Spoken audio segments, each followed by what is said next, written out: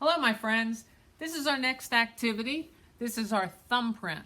And so you can tell that we've got a couple of shapes in here and stuff. Don't worry about that.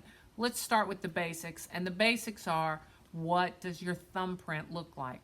Holy cow, my thumb is still blue and I've washed it. Oh well, it'll come off eventually.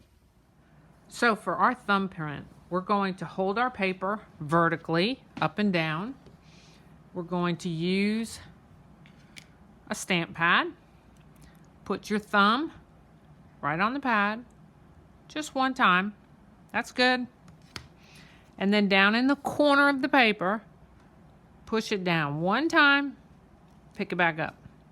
Don't push it down too hard because you can see there's some lines in there. And you don't want those lines to all fill up. You want to be able to see all those little lines in your thumbprint. So you can see my thumbprint real good. Now, this has turned my thumb blue, so I'm going to go wash it right now with soap so that I don't get blue dots all over my paper. The next step is to draw an oval on your paper. Very lightly. It's going to need to be erased later on, but you just don't want it to be a circle. We're going to mimic that thumbprint in an oval format, okay? So I'm just going to draw a nice little oval on there, and now comes the interesting part. Now you're going to take a magnifying glass and you're going to look carefully at that thumbprint and see if you can't tell what kind of swirls and stuff you have going through your thumbprint. Let me show you what I'm talking about. So there are three basic kinds of thumbprints: loops, arch, and swirls.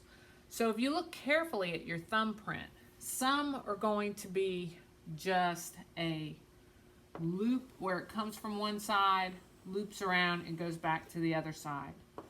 Now, when you look at different websites, different thumbprints have different names and labels, and that's okay. They all have to have their own little say-so.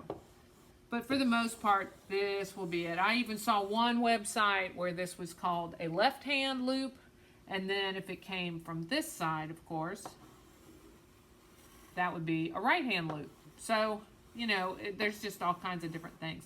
And then, of course, you get all the extra stuff that's around it.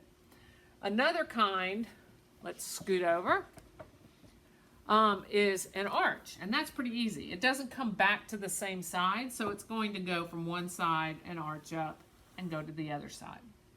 Some arches are much higher than others, and then they have some prints in the middle. And some are even arched, almost like a point, and then come back down. A lot of websites will call this a tented arch. So it almost looks like a tent. So it comes up and goes back down. All right, so you got those kind too. And then, of course, the whirl or swirl, as they call it, is one that looks like a spiral. Kind of comes around in the middle. And there's all different kinds of names of this. Some of them are interesting. They'll come around, and then they back out. Very interesting little kind of ideas around some of those. So, in most cases, you're going to have some kind of combination of these two. Like you might have a loop, and then you'll have arches around it to complete your thumbprint. So, you know, kind of look at those and see how yours go. Mine's just an arch. Just a plain old arch, and then it's just got some extra lines around it. You're going to redraw these into that oval. So let me show you how that works. So when I used the magnifying glass and I looked at my thumbprint, then I could tell that I had an arch. So I drew where that arch was, and I drew some of those repeating lines in the arch on there. Notice these lines are light because they're going to be erased later on. And I kind of drew it out the way it was, all the way to the edges of this oval on my thumbprint. The main idea is that you don't want to just draw 3 or 4 lines and call it quits, because that's not what your thumbprint is. This is pretty much unacceptable. So you want to really fill it up with those lines on your thumbprint, okay? Okay, the next step is to do some journaling. So now you're going to write, and you're going to write on these lines. So you're going to start, like on mine, I started in one place and I did all the way around this oval first, and then I started coming across each loop. When I got to the end of the loop, I just came back to the beginning and started again, just like if you read the lines in a book. And I came across and went through each arch. If you have a whirl, that's going to be a little bit more difficult, and you're going to have to be more creative. A lot of times when I read these, I have got to get super creative and try to figure out where you stopped and where the next one starts. But usually I can make it out all right. Now, what are you going to write about? You can write about anything you want to. I just wrote about myself. I wrote about my husband, I wrote about my son, I wrote about my house and my dog and my job and all kinds of stuff like that. So I just kind of did a biography. You can write the lyrics of a song, you could write a poem, you could write about all your favorite TV shows, you can write about whatever you want to. So however you want to work this out is fine. You're going to write on the lines. So if you have those arched lines in there, then you're just going to start writing. My name is Mrs. Doherty. Okay? The main thing is we don't want this.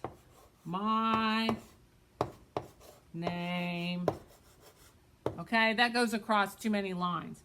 What's going to happen is you're going to end up erasing these pencil lines, and your words instead are going to be the line.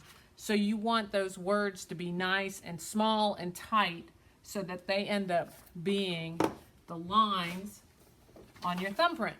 So if you look on here, we can still see these lines even though they're not actually there. They're implied by the words, okay? So we've got all these lines going through here, but they're just words.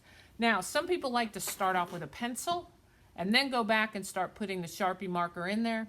Some people are like, I got this, and they just start with the Sharpie marker and go. I've had some people write the entire thing in pencil first and then trace over the entire thing in Sharpie marker. So however you want to do it. You might want to start in pencil until you feel comfortable with it and then start with the Sharpie marker, all right? So you're just going to plow away. We're going to use some nice thin Sharpie so you can get some good detail in there and be creative. You could even write a story. You could write a play. You can do all kinds of things on here. I'll be interested to see what you come up with.